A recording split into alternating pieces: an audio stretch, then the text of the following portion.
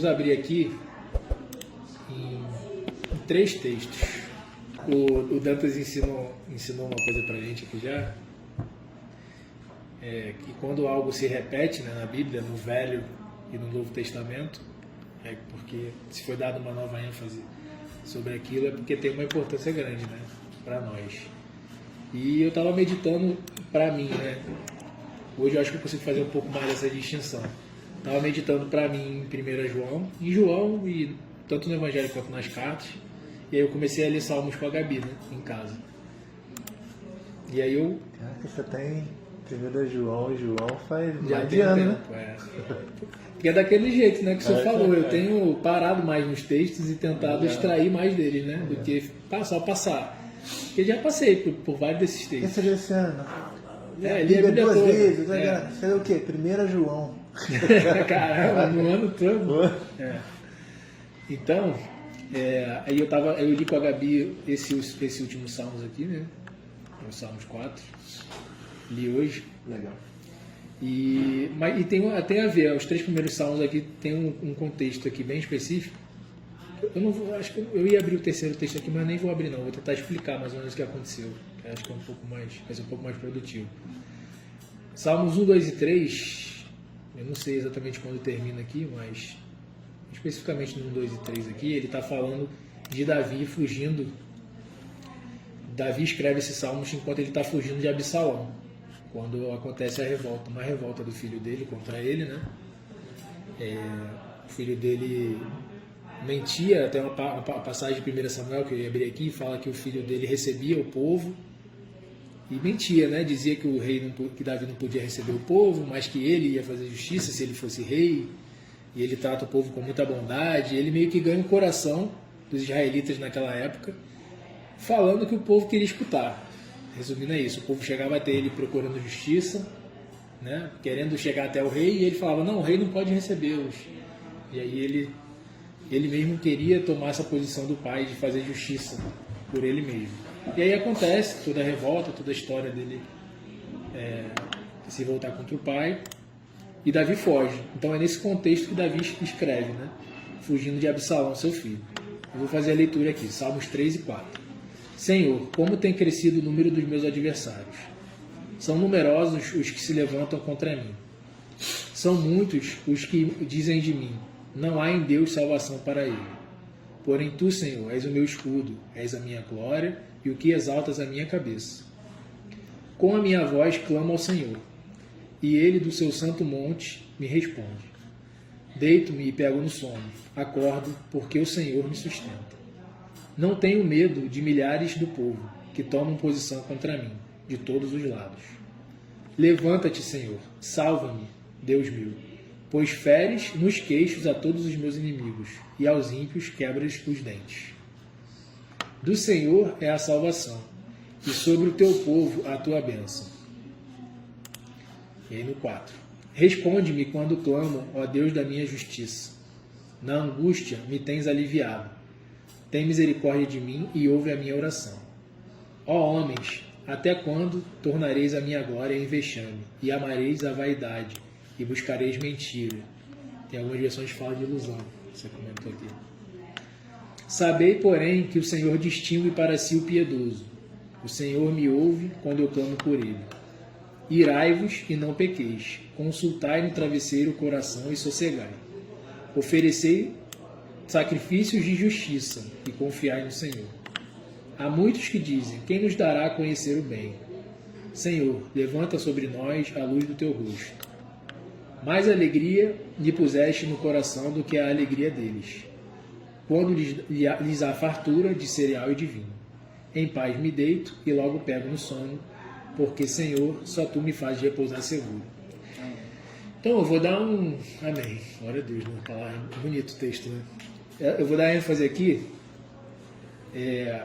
no versículo 6 desse capítulo, que ele diz que não tem medo de milhares do povo que tomam posição contra mim de todos os lados, porque Absalão conseguiu levar com ele ele conseguiu enganar, né? Muitos dos israelitas. Então era um povo numeroso que estava se voltando contra Davi, para usurpar o trono dele, né? Absalão queria usurpar o trono dele.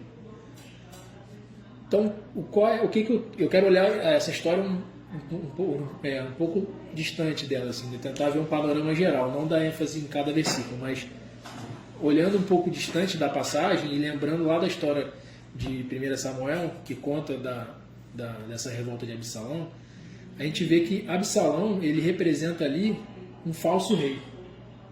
Ele representa para o povo um falso rei. Só que ele consegue enganar esse povo, dando àquele povo o que eles queriam, falando para o povo o que o povo queria ouvir. E aí ele consegue enganar muitas pessoas para essa revolta, né? Muito parecido com o que Satanás fez, né? na grande revolta, digamos assim. E aí, se nós pensarmos aqui agora no 4, Davi está vivendo essa angústia de um filho dele estar se revoltando contra ele, levando muito dos povos, grande parte do povo, né? De Israel. E Davi não esconde isso, né? Davi, ele fala para Deus o que ele está sentindo, da angústia. No capítulo 3 ele fala que ele está se recorrendo até Deus porque Deus quebra os dentes dos ímpios, porque Deus faz. Então, o que a gente traz daqui? Davi está sempre colocando nas mãos de Deus a ação. Davi, em nenhum momento você vai ver assim, eu vou me levantar e vou matar esses rebeldes, eu vou me levantar e vou acabar com meu filho. Não. Ele está muito angustiado, ele está irado, como ele diz aqui, irai-vos, mas não pequeis.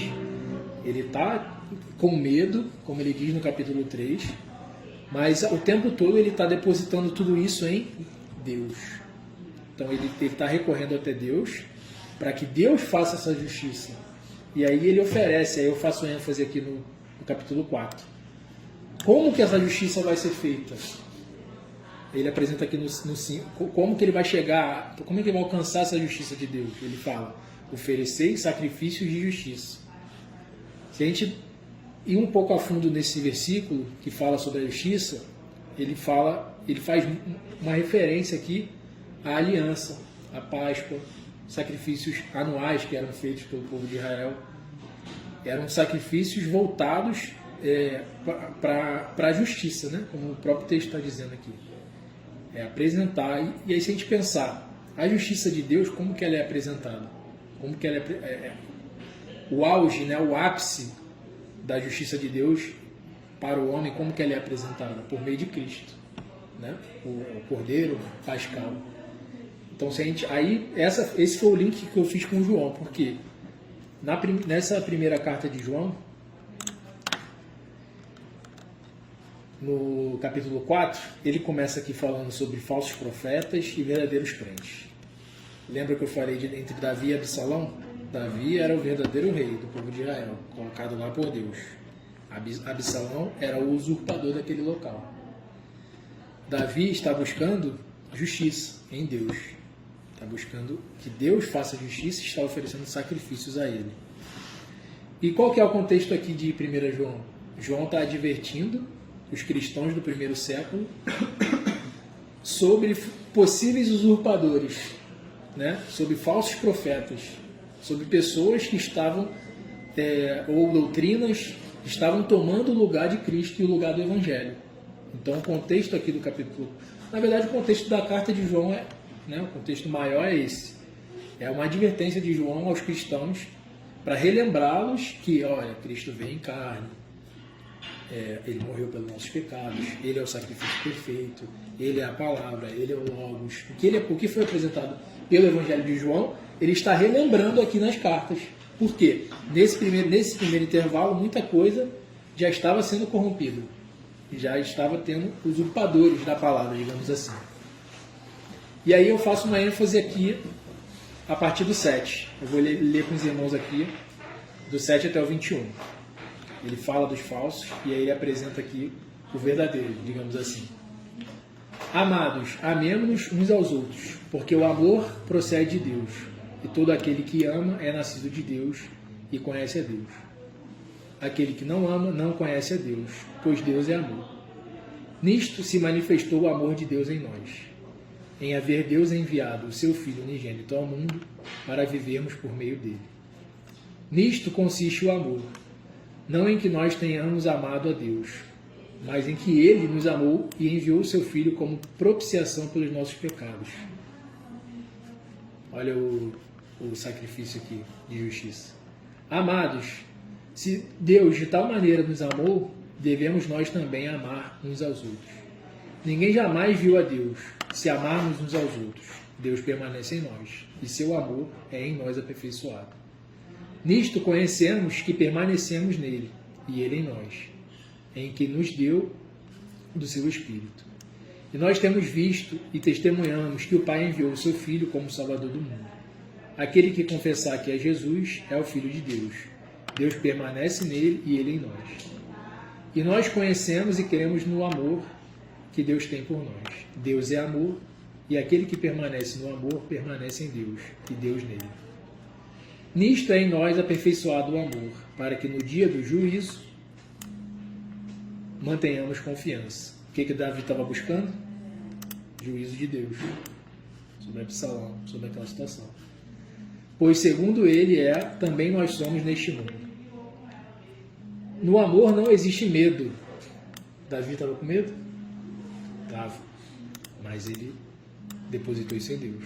Antes, o perfeito amor lança fora o medo. Ora, o medo produz tormento. Davi estava atormentado, estava angustiado. Logo, aquele que teme não é aperfeiçoado no amor.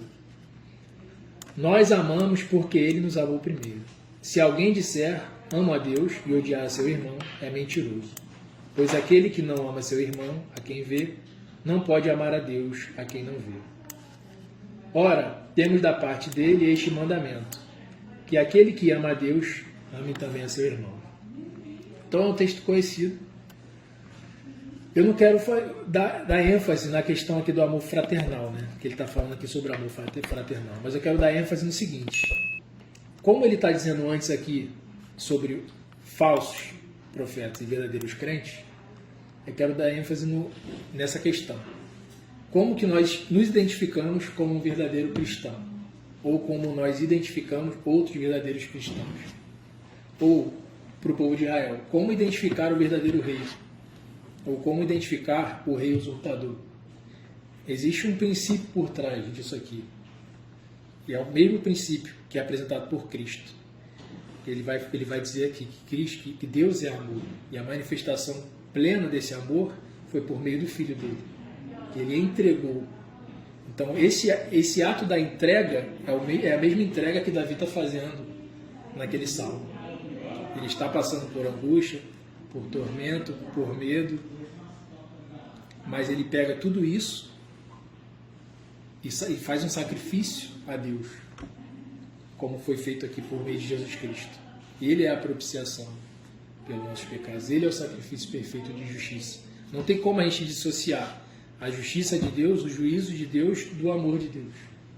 Essa é a questão. Porque o amor é esse ato de entrega. A justiça não é feita por nós, não será feita por nós. O dia, a Bíblia fala que é o dia do Senhor, né? O dia do juízo. Então, o que Davi está fazendo aqui, o princípio por trás dessas duas passagens que ele vai falar aqui, é o ato da entrega. Então, nós amamos, ou seja, nós nos sacrificamos uns pelos outros, nós entregamos nossos dons e talentos, nós entregamos nosso tempo uns para os outros, para a nossa família. Por quê? Porque somos bons? Não. Porque Cristo fez isso por nós. Porque Ele entregou a vida dele por inteiro, na vida e na morte, e após a morte. Ele entregou por inteiro. Até estava comentando no quarto ontem, falando sobre Abraão, né? Comentei sobre Abraão, né? Você me perguntou sobre o jovem rico, e eu comentei sobre Abraão. Tem também é o mesmo princípio nas duas passagens. Por que Cristo pede para Abraão levar e matar o filho dele, Isaac? Carnalmente falando, Isaac era o que Abraão mais desejava, né? Ele queria muito um filho, até por conta da promessa de Deus. Deus fez uma promessa para ele, olha, sobre a descendência dele, e ele não tinha um filho. Quando Deus pede a Abraão para matar Isaac, para entregá-lo, né? Entregue a mim, seu filho, ele está apontando, obviamente, para Cristo, e ele está apontando para esse ato de entrega. Olha, você quer realmente que eu faça uma obra por meio da sua descendência? Essa obra vai ser feita por mim, Não vai ser feita por você. Não são os seus ensinos. Não é apenas, né? Não são apenas os seus ensinos, a sua paternidade. Não é porque você vai ser um bom pai para Isaac. Não é porque você vai levar ele todo dia para a escola bíblica dominical. Não é porque você vai ser um excelente crente. Não, não é por isso. Eu vou cumprir a minha promessa se você entregá-lo a mim. Se você renunciar às suas vontades, se você renunciar às suas paixões, aquilo que você acha que deve ser feito, e entregar a mim. Porque eu vou conduzir a sua descendência, da mesma forma que o jovem rico. Por que ele já chega já falando com Jesus? Bom mestre. Não, Jesus já dá uma lapada, né? Não tem ninguém bom. Porque ele achava que as riquezas, a forma que ele tratava as riquezas dele, estava fazendo ele ser bom. E aí Cristo fala, não é isso. Entrega tudo para os pobres e me segue. Ou seja, vem comigo que eu vou te mostrar qual é a vontade do Pai. Não é o que você está fazendo. Eu vou dar um novo significado para a sua vida, para as suas riquezas, para aquilo que você considera importante. Então entrega tudo e vem e me segue. Então o conceito, a palavra que está por trás disso tudo aqui, tanto da história aqui de Davi, quanto de 1 João, é a entrega. E aí já para finalizar, uma palavra breve, eu dou uma outra ênfase aqui no versículo 6, que ele diz aqui, ó. Há muitos dizem, quem nos dará a conhecer o bem? Esse bem aqui ele tem um significado bem profundo. O que é o bem, né? O que é o bom? Tem como a gente dissociar algo bom da verdade? Não tem. Então o bem aqui está muito ligado a isso. Quem poderá conhecer a verdade? Porque ele estava vivendo um contexto de mentira. Tinha um rei querendo usurpar. Estava indo usurpar o reinado dele. Muitos estavam sendo enganados por aquilo. E ele está falando, quem nos dará a conhecer o bem?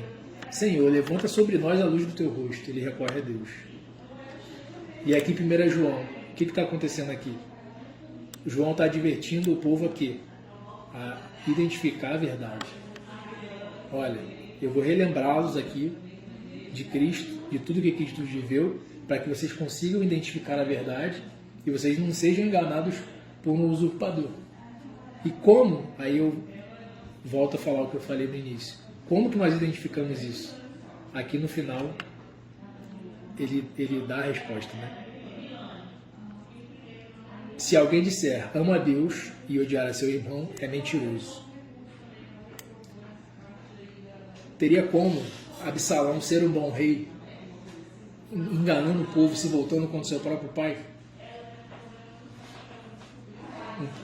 Um povo que foi guiado por Davi, um rei que foi colocado lá por Deus. Pois aquele que não ama seu irmão a quem vê, não pode amar a Deus a quem não vê. Engraçado que quando Absalão ele mente para Davi, lá em 1 Samuel ele fala para Davi, olha pai, me libera que eu tenho que ir, eu não lembro o local, ele fala, eu tenho que ir para um outro local porque lá eu preciso buscar algo da parte de Deus. Ele até usa o nome de Deus para levar o povo, ele engana o povo. Quando a gente fala sobre mentira, sobre engano, nunca é algo escrachado, né? Eu até comentei isso com o Dantas aqui no final da palavra ontem, que o problema não é a mentira escrachada, é aquela mentira formatada com um aspecto de verdade. Falando sobre o pano, né? O pano novo na roupa velha. Qual é o grande problema ali também, né? Além de tudo que o nosso irmão falou? É que tem um pouco de verdade ali, tem um pano novo, pô. Então, se você olhar só para o pano novo, tem uma blusa lá, tem uma parte lá, tem um pano novo. Aquilo ali é a verdade, é o Evangelho. Mas está envolto de uma casca de mentiras. Então, é uma meia-verdade. Tem uma parte de verdade e uma outra parte de mentira que, claro, invalida tudo. Mas para quem olha só para aquela parte ali, acha que é verdade. Para quem escutou Absalão falar que estava indo para um outro local, ele chama, né? Ele chama um público para ir com ele para esse local e ele diz que estava indo lá porque Deus mandou, porque ele tinha que fazer algo lá, buscar algo da parte de Deus. E o povo acredita e segue a ele. Então aqui, muitos podiam dizer que amavam a Deus, que estavam buscando a Deus, Mas como que como você consegue dizer quem de fato é um cristão? Quem está realmente buscando a Cristo, caminhando como Cristo caminhou. Não é com o que é falado, não é com o discurso, mas é com a ação de entrega. É a ação que entrega. E para quem? Se Deus nós não vemos, nós vemos nossos irmãos. Então, se você está se entregando para o seu irmão, você está se entregando na sua casa, na sua família, você está manifestando isso na comunhão. Então, a salvação, digamos assim, ele fala do juízo, né? O juízo é separar. Vai haver uma separação do joio e do trigo. Como que a gente identifica se aquela pessoa é joio ou se é trigo? Não é só pelo que ela fala, não é pela eloquência dela, é porque é a natureza dela, a gente falou aqui, né? A natureza e o propósito dela, ela está cumprindo isso na sua casa, na sua congregação, no seu trabalho, como seu irmão, né? O foco aqui é esse. Isso tem que se materializar, essa questão de você não fazer apenas com Deus, que você não vê, mas a seu irmão, que você vê, é porque isso tem que se materializar de alguma forma. A obra, né? Aquela questão esquizofrênica que o nosso irmão Dantas comenta aqui, de fé ou obras, são as duas coisas, não tem como dissociar. Porque isso tem que se materializar. Se você é salvo, se nós somos salvos, somos cristãos verdadeiros, né? Como ele fala aqui, verdadeiros crentes. Isso tem que se manifestar de alguma forma. Tem que se materializar. E aí, para finalizar, ele diz: ora, temos da parte dele este mandamento, que aquele que ama a Deus, ame também a seu irmão. Que é o grande fechamento que Cristo fala, né? Amar a Deus sobre todas as coisas e ao próximo como a ti mesmo. Então, espero que tenha ficado claro o que eu tentei passar aqui. Que a nossa segurança, como Davi fala, né? Isso tem que se manifestar numa entrega. A sua segurança, a sua provisão, o seu juízo. Não somos nós que vamos fazer o juízo. Não somos nós, com a força do nosso braço, que nós vamos prover as coisas. Não somos nós que vamos combater o usurpador pela força do nosso braço, ou combater os perseguidores, os falsos crentes. Não somos nós. É Cristo, é Deus por meio de Cristo. E isso se manifesta nesse ato de entrega. Que a gente possa entregar a Deus os nossos caminhos, né? Como tem aquele salmo também que diz: entregue o seu caminho ao Senhor, confia nele e o mais tudo ele fará. E Cristo repete isso: buscar primeiro o reino de Deus e a sua justiça, e as demais coisas serão acrescentadas. Então, eu acho que todas essas passagens que eu usei aqui, se pudesse resumir em uma palavra para os irmãos, que a gente vem entregar. Que esse ato de entrega vai fazer tudo isso aqui, ó. Lançar fora o medo, lançar fora a tormenta, a dúvida, vai produzir confiança em Deus e vai fazer com que você faça como Davi: em paz me deito e logo pego no sono, porque só tu, Senhor, né? Porque, Senhor, só tu me fazes repousar seguro, para que a gente possa encontrar essa paz de entregar tudo a Deus, de entregar também aos nossos irmãos, para que isso seja manifesto e seja resplandecido sobre nós a luz de Deus, né? Amém? Finalizado. O irmão quer comentar alguma coisa? Eu quero aproveitar que o irmão está deleitado nessa palavra, aproveitar essa bênção que o irmão se encontra. Caraca. Faz um paralelo. Tá ganhando, né, cara? O irmão está deleitado nessa. O varão. Fala, irmão. O varão está deleitado. Faz um paralelo com dessa aplicação que o irmão fez com aquela passagem que diz, está intimamente ligada, né? Que aquele que não ama é comparado a um assassino, né? Quão importante, né? Que é tem esse conceito, se eu não me engano, aqui em 1 João, antes daqui ele fala sobre Caim. Ele fala sobre Caim e Abel, né? Porque é o princípio de tudo. O irmão também levou lá no sábado, né? Falando sobre isso, ó. Porque a mensagem que eu vi desde o princípio é esta: que amemos uns aos outros, não segundo Caim, que era do maligno e assassinou a seu irmão. E por que o assassinou? Porque as suas obras eram mais, enfim. O conceito por trás disso aqui é exatamente o que a gente está falando aqui. Abel entregou Entregou. Lembra que tu estava lendo sábado quando o irmão Dantas trouxe essa passagem? Que os dois entregaram algo a Deus, Caim e Abel. Mas como você identifica? Vamos lá, como que a gente. Vamos aplicar o que eu acabei de falar aqui. Como que a gente enxerga o verdadeiro e o falso aqui? Né? Como a gente enxerga o rei verdadeiro usurpador, ou o falso profeta e o verdadeiro crente, como João fala? É o mesmo conceito que está por trás. Caim, ele antes de entregar, né, ele quis reter algo para ele. Ele não entregou tudo que ele poderia entregar, o melhor que ele poderia entregar. Abel simplesmente entregou tudo que ele tinha de sustento. E ele confiou plenamente em Deus. O que Abel tinha de sustento, ele entregou para Deus. Caim não. O irmão explicou isso melhor lá. Tem gravado aquela passagem? Tem, né? O texto lá dá a entender que levou um tempo até Caim entregar para Deus. Ele entregou parte da provisão que ele tinha. Ele se preocupou primeiro em, não, calma aí, deixa eu separar aqui o meu que eu posso precisar, essa parte que eu entrego para Deus. Abel não. Ele viu o irmão dele fazendo, ele pegou tudo que ele tinha e entregou para Deus. Então ele confiou plenamente, foi o que Davi fez. Davi não falou aqui que ele ia lá e ia quebrar os dentes dos ímpios, que ele ia lá e, como ele fala aqui, ferir o queixo dos inimigos. Não. E consequentemente já liga a fé também, que o Rodrigo mencionou também, né? É fé. Exatamente. É fé, irmão. Porque para fazer isso aqui, é fé.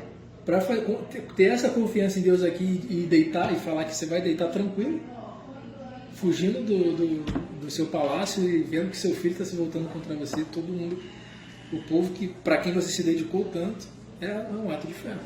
Foi o que Abraão fez, foi o que Abel fez, foi o que os discípulos fizeram. Essa de 1 João, de Caim, né? Ela é interessante porque ele faz um paralelo. Eu já falei isso aqui outro dia, né? O problema do pecado é problema de amor. Né? Então, tem música que fala isso, né? Que toda forma de amor é válida, né? E isso está na boca do povo, né? Sinônimo de amor é amar. Ele fala isso. Caralho, sinônimo de amor é amar, né?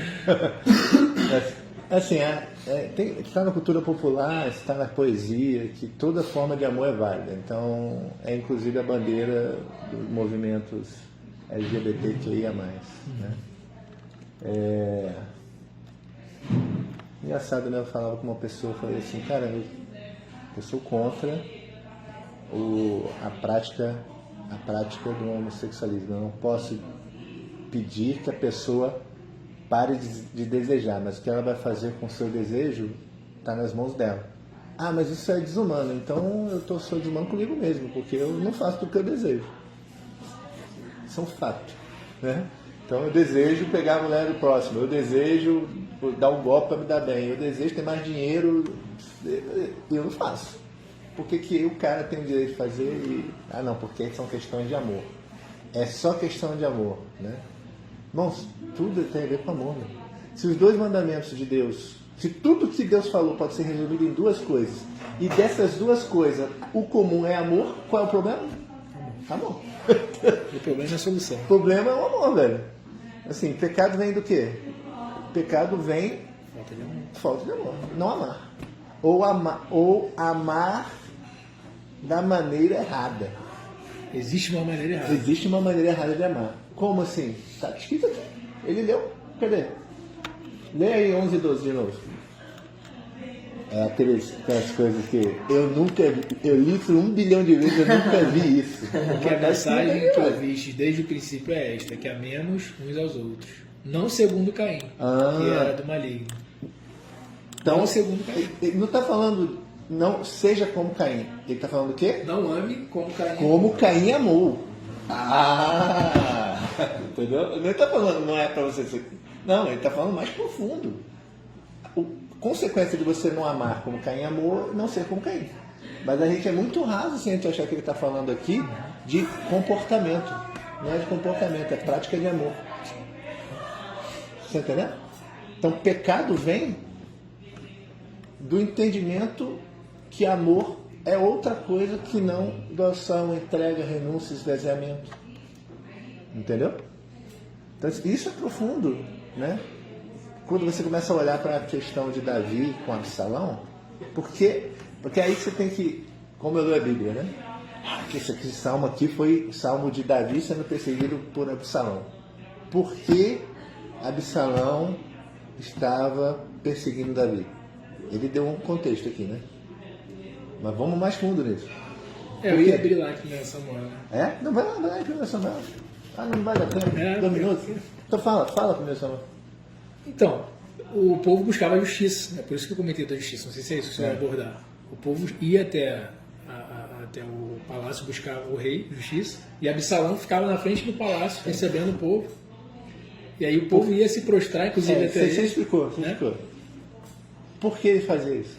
Ele queria conquistar o povo, né? Por que ele queria fazer isso? Porque ele queria o reinado. Por quê?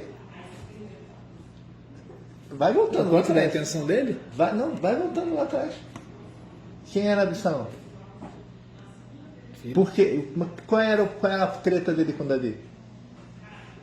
Era por conta do pecado de Davi? Não. Matou o irmão dele? Hã? Porque matou o irmão dele, né? Porque o quê? Matou o irmão dele? Não. Isso acho que foi depois, né? Porque o irmão, um dos filhos de Davi, o mais velho, pegou a irmã dele. Isso, Aminon, né? Eu tinha lido essa parte, verdade. Aí, o que Absalão reclama lá em 1 Samuel? Que isso aconteceu e Davi fez o quê? Nada. Essa é a questão. Ele não fez nada. Ah, meu filho, né? Aí, qual é a questão aqui? Justiça.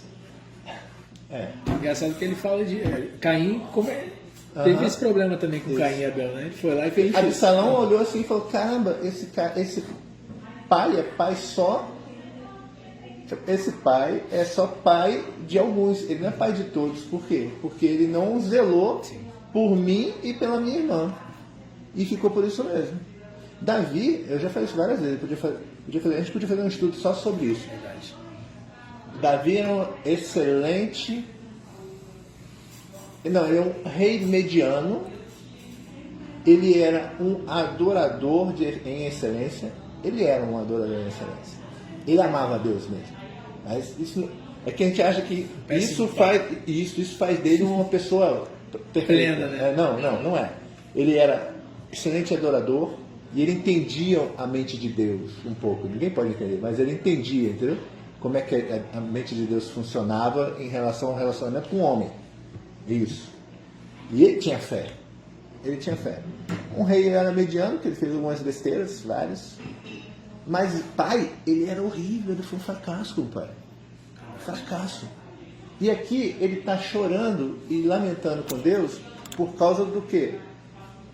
Porque ele estava sendo perseguido injustamente? Por ele ter permitido aquilo acontecer também. Porque aquilo ali é um desdobramento de ações dele mesmo.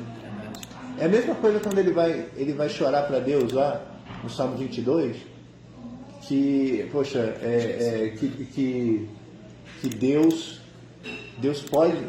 pode se levantar contra ele e as coisas ficarem ruins para o lado dele. Quando ele fala para Deus não retirar o espírito dele, da vida dele, de Davi. Tudo isso tem a ver com um pecado com Batseba. Então, assim, engraçado, né? Ontem eu estava assistindo o The Chosen, capítulo 3 do temporada 4. Não vou dar spoiler, é só o iniciozinho. O iniciozinho é Davi chorando pelo filho dele com Batseba, que estava enfermo, porque Deus falou assim, eu vou levar o menino. Por quê? Porque você pecou. E ele chora, jejua, chora, tal. Quem sabe Deus muda de ideia, entendeu? E Deus não muda de ideia. Deus leva, Deus recolhe. Só que aí eles novelizaram, né? Eu até dei risada, porque eles novelizaram ele conversando com Batseba. E Batseba, por quê? Aí ele, não, eu orei, Deus não atendeu. Eu jejuei, Deus não atendeu. Por que você vai comer agora, né? Agora já passou? Ele fala assim, já passou. Deus não ouviu. Nós vamos até ele e ele não vem até nós, né? Essa passagem é bem famosa. Só que a novelização, né, é tipo assim, por que isso aconteceu? Por que tem orações? Né? Cara, por quê? A questão não é se ele é santo ou se ele não é santo. Ninguém é santo. Mas a questão é que ele estava colhendo o resultado do quê? O que Deus estava tentando mostrar para ele? Cara, tudo que você faz tem consequência. Juízo. Seus atos, você arca com eles. O Salmo 4 é um resultado disso. Então, por que isso é interessante? Porque é necessário, Davi, volta para o Salmo 4.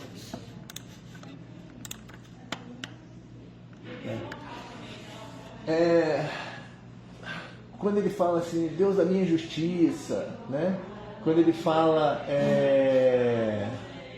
você buscar a verdade, quando ele fala Senhor distinguindo o piedoso do ímpio, vamos dizer assim, né?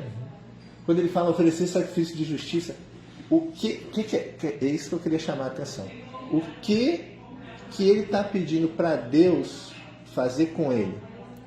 Justiça. E o que ele não fez com Absalão? Justiça. Então ele está pedindo para ele algo que ele não deu. Isso é graça. E merecido.